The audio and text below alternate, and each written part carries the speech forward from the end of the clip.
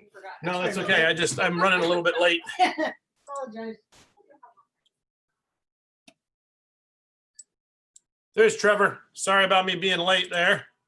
I had a gentleman come in from the valley late, and then there was a mad scramble to try to fit 10 pounds of stuff into a 10-pound bag. So Drew, Trevor, Paula, appreciate your patience while I got all that ironed out. How's everybody doing today? All right, you guys now use your chat menu, or you guys can turn on your mics if you want to speak. Fantastic. All right, there you go, Trevor. Great to hear your voice, man. So how did you guys last week go? Can anybody want to tell me something amazing or something they want to share with us, a success they've had in the last 7 days?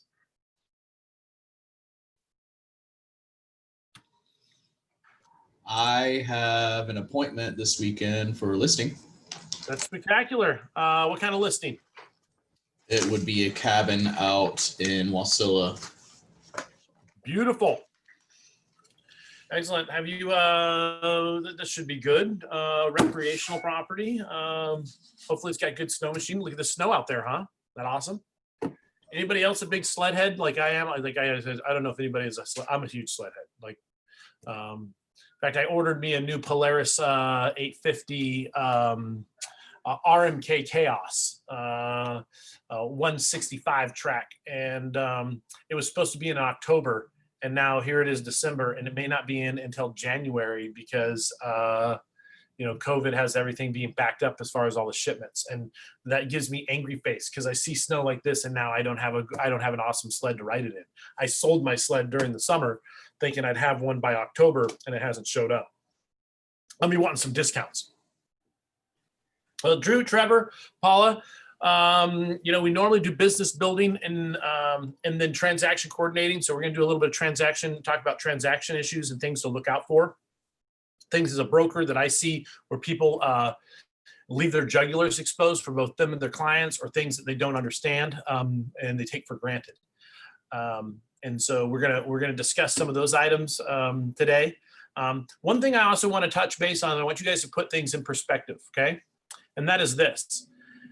You probably already know, but 2020 is in the can, right? There's no listing or there's nothing that you can do this week unless it's a cash quick close, which is going to make a difference. So your 2020 is behind you.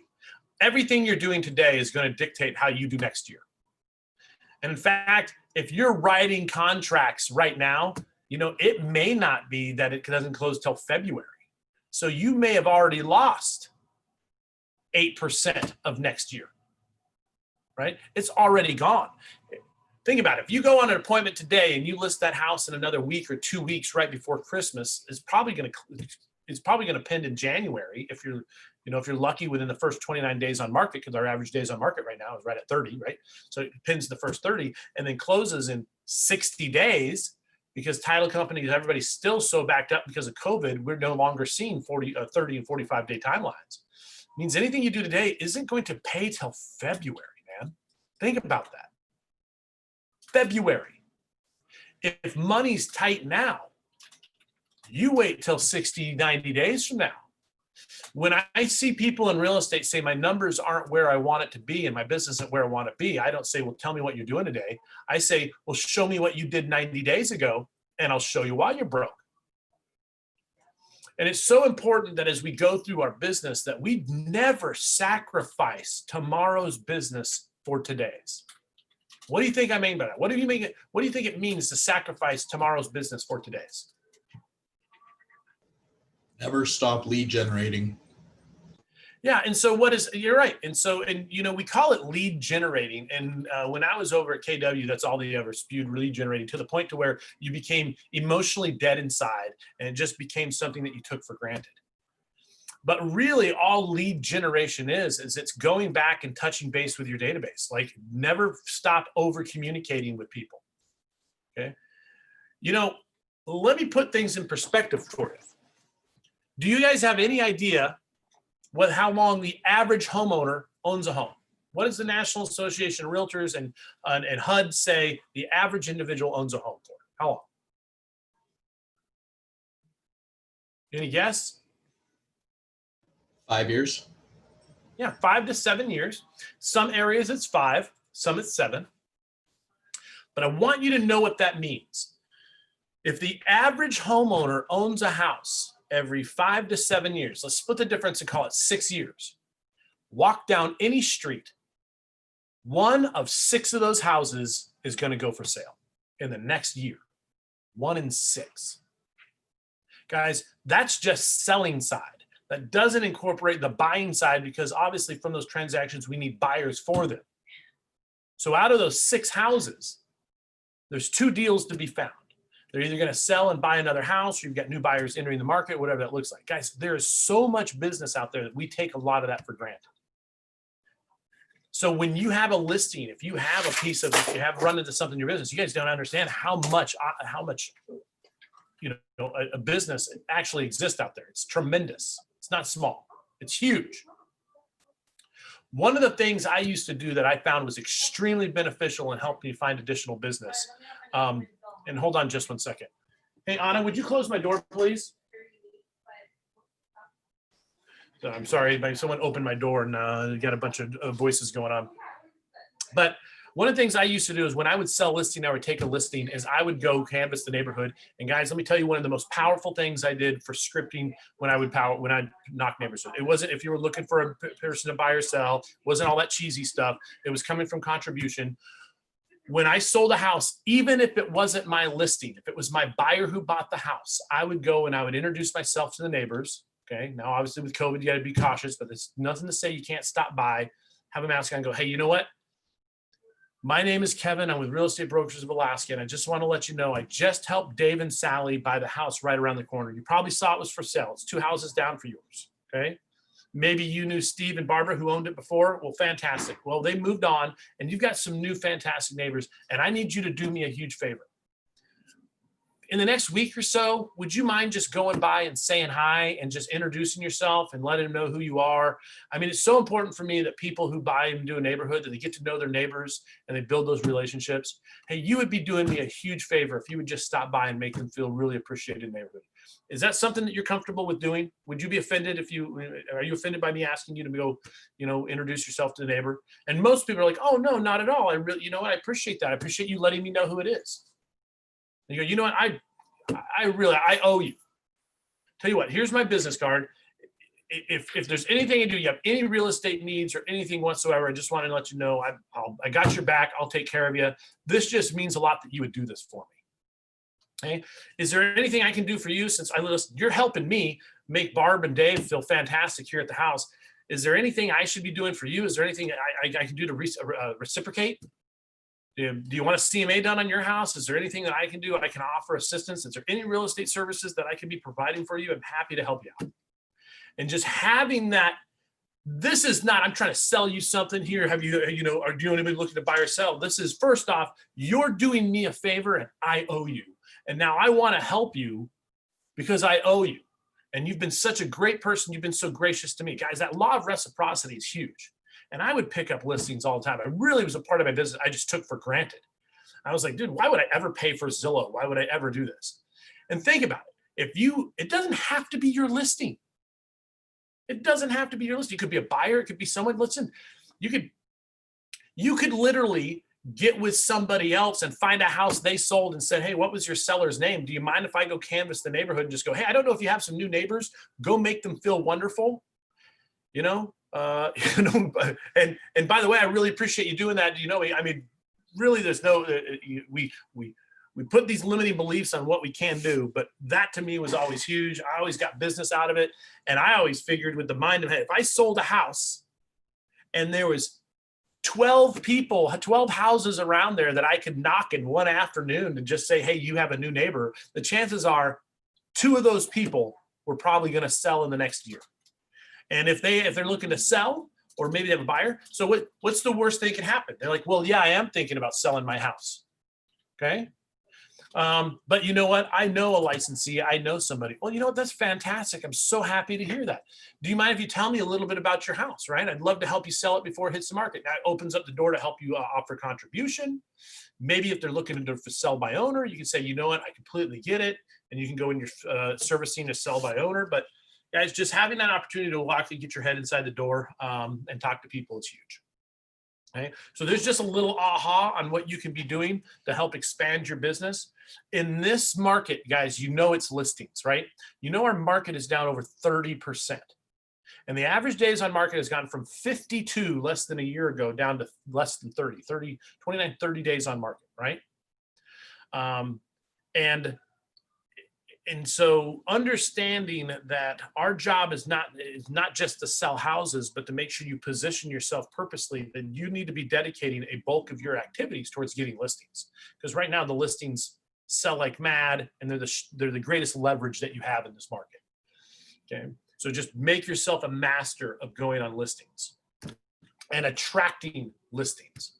You know, the analogy you guys may have heard me use before is that in this business of sales and real estate sales, it's no different than somebody who's selling shoes. And that is, you can be a guy who wanders around the mall and looks for people who have torn up shoes and says, hey, it looks like you need some shoes. Have you thought about buying new shoes?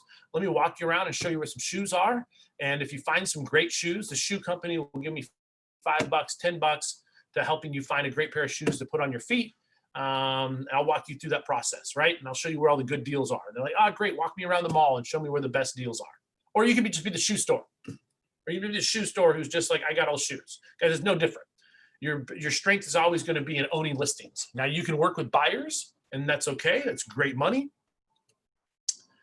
But listings are where it's at, okay? All right, any questions on that? Any other challenges before I switch into some stuff I want to make sure we're aware of regarding purchase and sell agreements? Okay.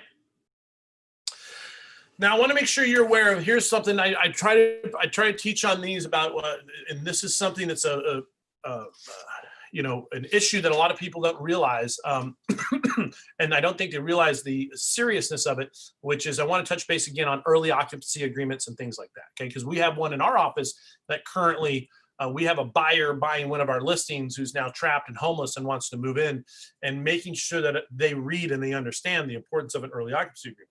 So have you guys ever done, anybody out there done an early occupancy agreement or had to negotiate one before? All right. Yep. All right. Paula's seen lots of them. Of course, Paula's seen everything because Paula oversees the transactions. So early occupancy agreements are often seen as just being, oh, this is so easy, right? Hey, you know, the house is vacant. Buyer needs a place to stay. Buyer's going to move in. We're just going to stay, and then it's going to record. And so, you know, early occupancy agreements are seen as something that would be really good. However, I would tell you as a broker, avoid them as much as possible. Or if you are going to use them, make sure it's very, very clear what this means, because early occupancy agreements have huge, vicious mandibles of doom, okay? They can be really good, but they can also be really bad, and maybe there's another way that you can do it.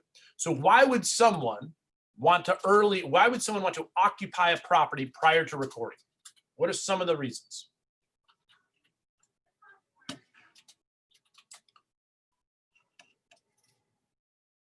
Reading, I'm looking for the comments. Delayed closing. Yeah, closing. The buyer needs a place to stay. Absolutely. Yep.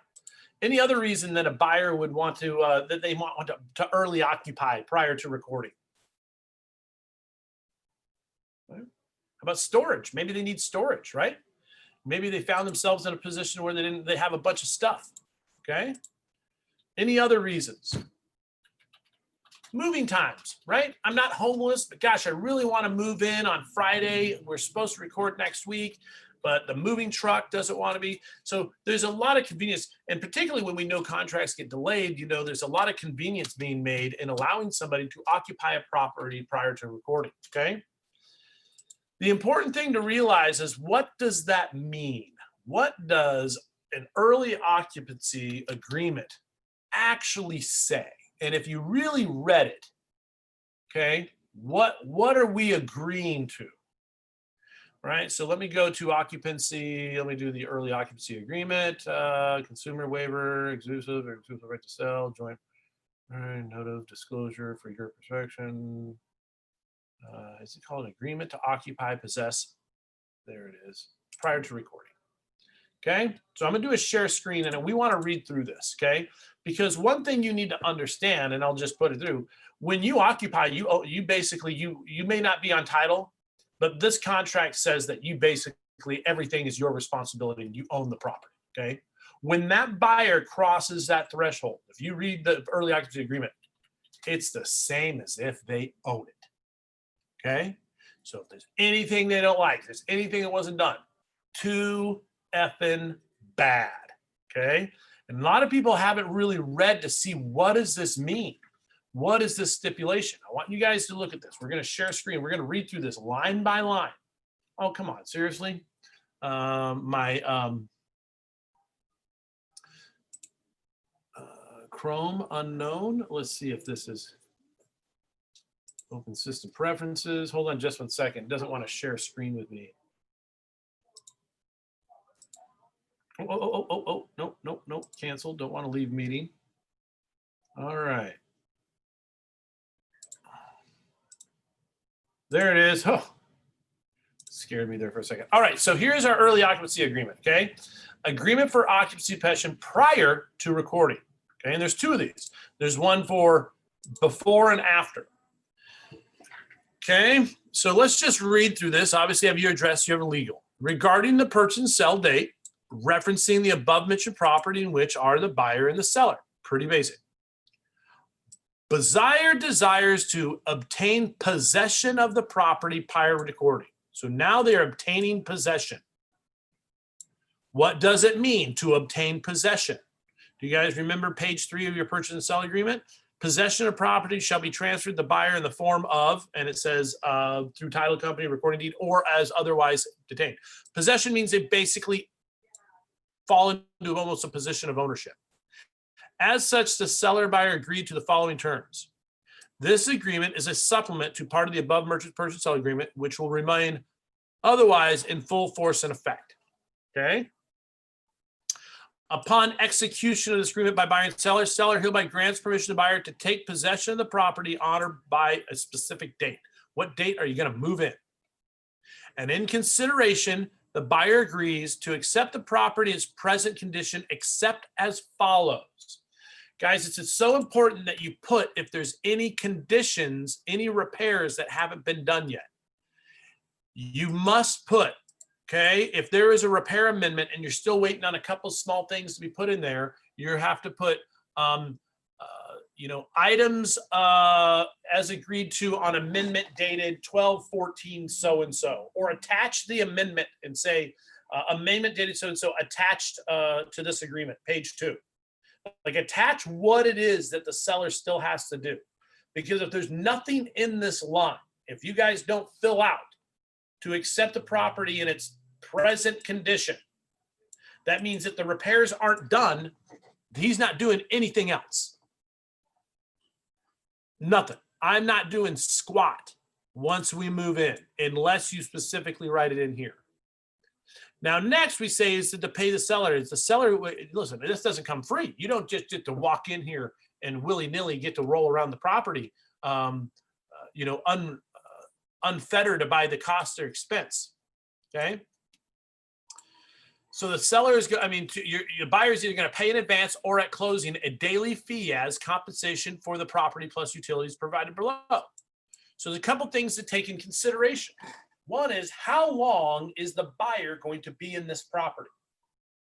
Okay.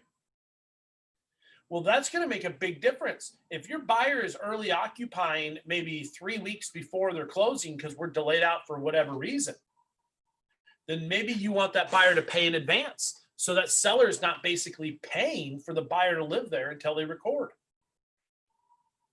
All right. So you may have a situation where, listen, if it's a couple days, you might want it to be at closing. If it's more than a week, if it's 2 weeks, you may really want to make sure that that buyer pays in advance. And then what is that daily fee, right? So you would actually have to do a little bit of math. And if they were closing, bust out my little calculator here. If the early occupancy agreement were $60 a day, right? That's how much they're going to make. And it's 2 weeks before the recording. And then you take that times 14 and the buyer would pay $840. You pay in advance $840 for the use of the property, plus they have to pay over the utilities. So you may have to do a little prorations in there. And then, or you get, this is your daily fee of, so it's a daily fee. right? They shall pay in advance in your daily fee, and then you have to prorate it. But you would put $60, and then if it was 2 weeks before, it'd be the $840. Buyer hereby deposits with licensee the sum of, okay, is there a deposit? Right? And it may be the earnest money deposit. And this is in addition to the daily fee and earnest money previously deposited. Okay, some say, why is it just the earnest money? Can you think of a situation where the earnest money deposit would not be sufficient for the deposit of a property to early occupy, right? Yeah, you ever had a VA lender, a VA buyer who only has like a $500 or $1,000 earnest money deposit? It's really low, right? But now they want to early occupy. It's like, wait a second, we need to increase this. Or maybe, okay, Trev, you said you were selling a cabin, right? Maybe somebody says, well, I want to use the cabin early. Well, does the cabin have a snow machine? Does it have a bunch of personal property? Maybe I want some additional deposits, right? So there may be situations, there may be extenuating circumstances where the earnest money is not enough considering the risk, and the seller may want additional money. And that would be covered in a daily fee, an earnest money deposit at the signing of the purchase sale agreement. Should the buyer default under the purchase and sale agreement, the seller shall retain all said monies. What's all said monies? What's included under all monies? Everything. It's not just the deposit, but it's the earnest money. If a buyer moves into a property early, obviously, he not only retains the daily fee, and he can't close for no matter what reason, okay, absent a fault by the seller, like if the buyer just changes their mind, or I don't know, gets in there and realizes the property has bed bugs, doesn't matter, right? Boom. You'll pay the daily fee, you'll pay whatever additional deposit, and your earnest money. Seller retains all monies if they don't close. Should the buyer fail to complete the purchases provided in the purchase and sale agreement within the period established for recording no later than X, buyer agrees to pay the seller after compensation for the use of property an increase. Okay, so in this particular case, we said that they were moving in 2 weeks before, but what happens if they don't close in 2 weeks? Well, we have the right to increase that. What's reasonable? Guys, I've seen them as high as like $120 a day. I've seen them really, really high. Now, why would the seller, or why would you negotiate a much higher rate if after a specific date? Right? Anybody have any idea why that rate might jump up other than just to motivate them to close? Yeah, because the sellers kind of got themselves in a situation where somebody lives in a house they can't sell, right? It may be affecting them negatively as marketed time. Remember that our contract says the seller is limited to, their damages are limited to earnest money plus this deposit. Okay. So if the buyer goes in there and does a bunch of, it gets ugly, you want to make sure that you have something in there that has some teeth, right? Until the buyer either vacates or completes the purchase. Additionally, what fees are they going to put in here? And so you got, and this would be condo. You might have them paying HOA dues, right? In buyer's immediate, okay, so they put these in, and the buyer shall put in their name immediately upon possession and pay the bills for such utilities they become due. Okay. Now I want you to read this. This is where this starts getting some serious teeth. Should the sale not consummate on or by the recording date set forth in the purchase and sale agreement, the buyer agrees to vacate the property within 15 days of notification of seller. So the buyer doesn't get to hang out there. The buyer has to be out in 15 days. And the buyer is responsible for any damage or otherwise ordinary wear and depreciation done to the property. Okay, which means that this is where this additional fee, right, and where some of these fees are. You know, if the buyer gets in there and they screw a flat screen TV to the wall, they do a bunch of stuff and they start, who knows what they do, even though they're not supposed to. You better make sure there's enough money between the earnest money and this fee to cover for some of those, because you may not be able to get the rest of the money out of the buyer, right? This makes sure your compensation is adequate. No alterations, improvements, or remodel may be done to the property without the express written consent of the seller. and any such improvement shall become a permanent part of the property. Buyer agrees to pay all third parties for work, labor, materials, including supplies for improvements to property made by contracted by the buyer prior to or during their occupancy. Okay, so sometimes you run into a situation where buyer pays somebody. Guess what, buyer? That's your expense. All right. So what kind of things might a buyer do if they early occupy the property? They might pay a painting contractor, right? They might put a roof on the property. Seen one like that. Yep. Buyer, took possession of property prior to recording, was going to get like a rehab loan and said, hey, and did some stuff, started putting a roof on the building. Their loan fell apart. They wanted to get payback for the roof. Nope. Sorry, sucks to be you. And look at this. To maintain in normal working manner, the heating, sewer, plumbing, electrical, built-in appliances, and equipment to keep the home watertight and maintain grounds commencing the date of possession. Guys, look at that. Once that buyer on the early occupancy walks in, they agree to maintain in a normal working manner the heating, sewer. They move in. They got 2 weeks before recording. The heating system eats crap. The blower motor goes out. It gets really cold. They didn't realize that the heating system went out, and now they got to pay for it. And now the heating system needs to be replaced, and a water line in the garage, because the garage wasn't getting heated because it failed, it froze, and they got a plumbing leak. Right, and the plumbing leak leaked into the crawl space, and now the crawl space has 3 inches of water in it. Who's got to fix that? Is that the seller's responsibility? I mean, after all, it's still the seller's property, isn't it? It's in his name. No. Under an early occupancy agreement, that is in fact a buyer's responsibility. Once your buyer crosses the threshold of the property, they're responsible. They move into a house. That house has been watertight and doesn't have a sump pump and has been never had, in the history of that house, has never had water in the crawl space. But during the early occupancy, guess what happens?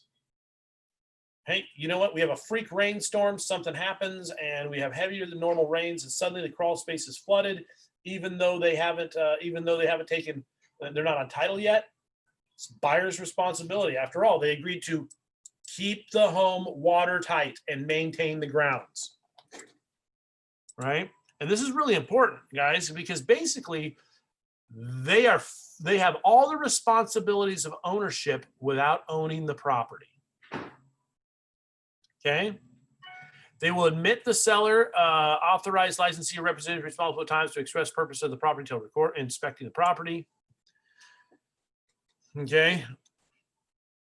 So they can't not let you into the property for re-inspecting, appraisal re-inspections, things like that. And they hold the seller and licensees harmless for all claims or actions as a result of any acts of omissions by buyer, buyers, licensees, or anyone entering the property during their possession. Well, they have a party, someone slips and falls down the stairs. They're agreeing that the buyer is responsible, not the seller. Okay. And the buyer further agrees to provide proof of public liability of contents insurance coverage. Guys, it's so critical that if you do an early occupancy agreement, that the buyer agrees to provide full proof of public liability and contents insurance coverage and assume full responsibility for any and all personal property liability prior to recording. So hopefully your buyer already talked to a lender about getting hazard insurance for their loan.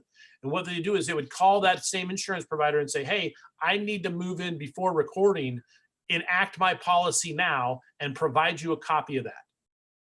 You really want to make sure that that buyer is insured.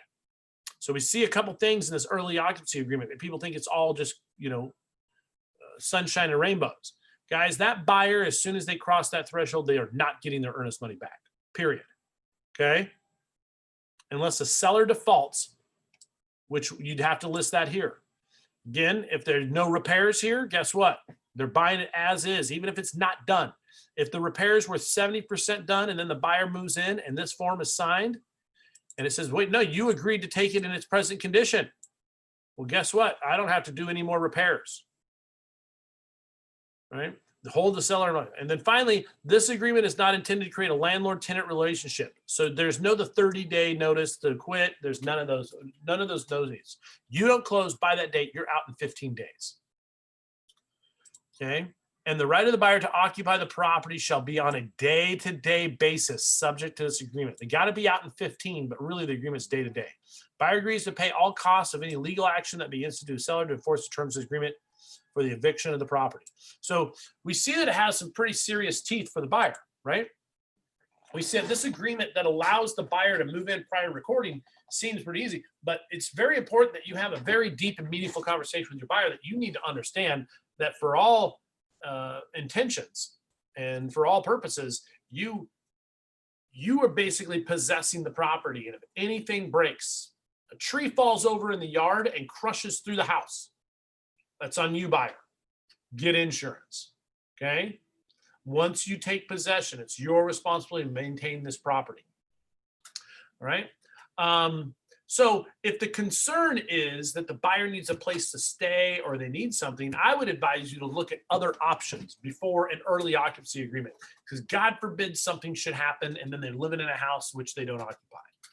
If it's just a matter of moving things, I would look at you doing a hold harmless, where they allow them to move materials into the garage, but not live in the property. Like their storage is limited to the garage. Okay, that would be reasonable. Then if it doesn't close, the seller can still immediately put the house in the market, be showing the house, and the buyer has a couple days to get their stuff out of the garage. They lose their earnest money deposit. Typically the same thing with a hold harmless move-in. Same thing. Once you start moving your stuff into the house, okay, you can't live in it. They may or may not even charge you a daily fee. You may just say you can hold your stuff in there for free, but pay the utilities. Like, I'm not paying to keep your stuff from freezing. I'll let you keep your stuff in the garage for free, but go ahead and transfer the utilities. That would be a reasonable solution, right? Other than that, I would advise you guys, as much as possible, really try to avoid early occupancy agreements, okay? Has anybody ever had an early occupancy agreement go sideways, where somebody moved in and then, things did not go as planned and we created a contentious situation?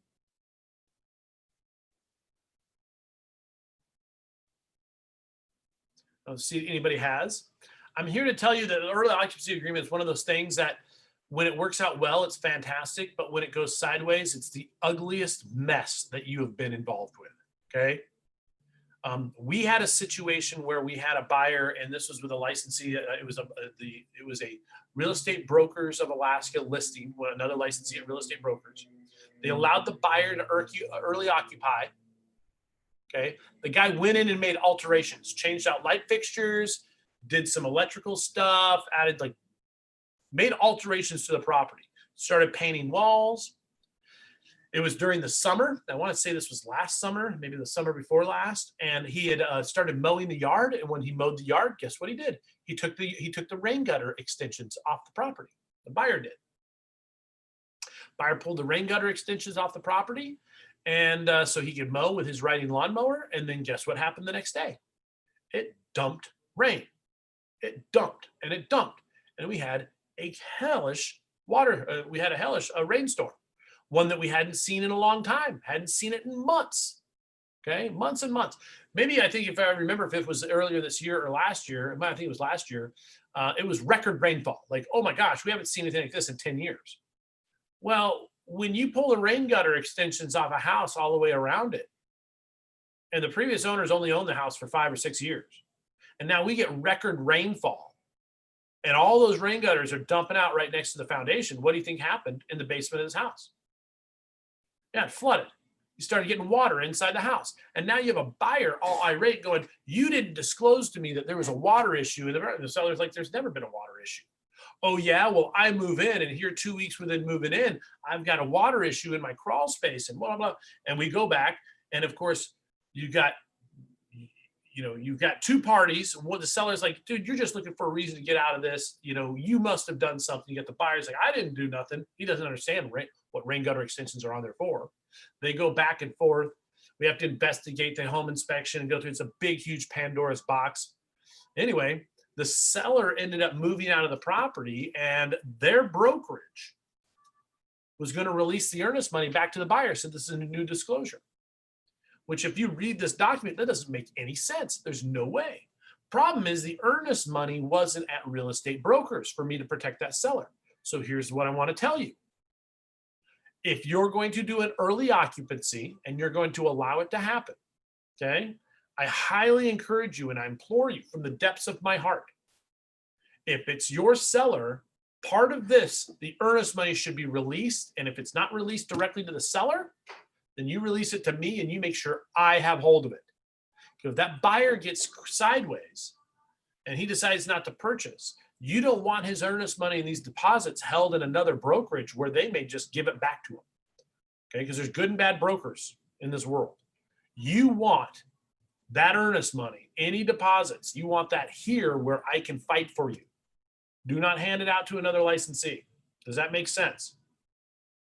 So again, what if you're going to do an early occupancy agreement, which I advise you to avoid, but you're going to choose to do it, where should we put the earnest money?